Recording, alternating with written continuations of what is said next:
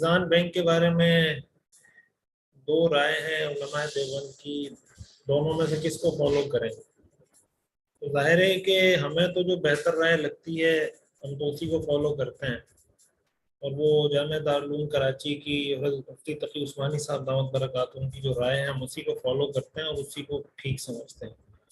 باقی چونکہ یہ ایک علمی اختلاف ہے، فقہی اختلاف ہے، اس لیے ہم اس میں شدت نہیں کرتے، ہم اس میں یہی کہتے ہیں کہ بھائی آپ کو اگر ان مفتیان کرام پہ زیادہ اعتماد ہے تو آپ ان کی رائے پر عمل کر لیں۔ تو اس میں بنیادی طور پر اس چیز کو دیکھنا چاہیے کہ آپ کو جس پر زیادہ اعتماد ہے، جس کو آپ سمجھتے ہیں کہ اس کو ان چیزوں کی، دین کی اچھی انڈرسٹینڈنگ ہے، وہ بہتر کوئی رائے دے سکتے ہیں، تو ان کی بات پہ عمل کرنا چاہیے۔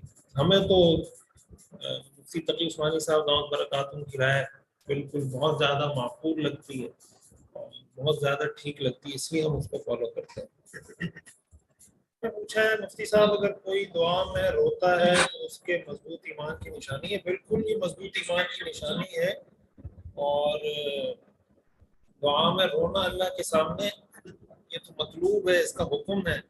حدیث میں تو یہ تک بتایا گیا ہے کہ اگر رونا نہ آئے تو رونے کی شکل بنا لو۔ یہ تو بہت اچھی ایک نشانی ہے اور ایک اچھی علامت ہے کہ اللہ تعالیٰ کسی کو اس کی توفیق دے دے۔